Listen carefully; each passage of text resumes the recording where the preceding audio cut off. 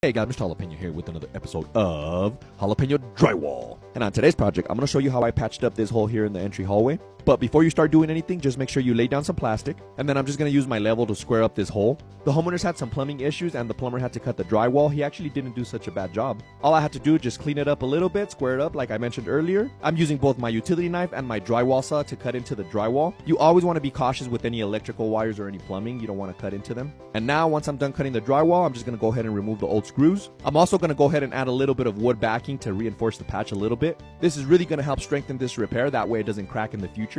Okay, now we're done with the prep work. It's time to measure the drywall out. So go ahead and measure the length and the width. It always helps me to write it down. And once you have your measurements, go ahead and cut your drywall. That little drywall square is a must-have for cutting drywall. I'll have a link in my bio if you want to get any of the tools or materials that I used here in this video. Just go to my Amazon storefront. But anyways, once you've cut the drywall, go ahead and place it in the hole. And now you can start screwing the drywall to the studs and the backing I added.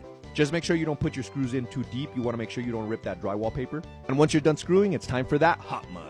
You can also just use regular joint compound, but if you want to finish it in one day, I recommend you use this hot mud or Easy Sand 5. All you have to do is just add a little bit of water, mix it up, and I like to get it to the consistency of like sour cream. And what I'm doing here, this step is called pre-fill. You want to make sure you get that hot mud into the seams, that way there's no bubbles or any cracking. So after I pre-filled, I'm just going to apply this mesh tape over the seams. You can also use paper tape or fiberfuse, it's up to you. And now I'm just going to mix a little bit more hot mud, but instead of it being the Easy Sand 5, I'm using Easy Sand 20. Since this is a bigger patch, I like to use the Easy Sand 20 because it gives me a little bit more time to work with the mud.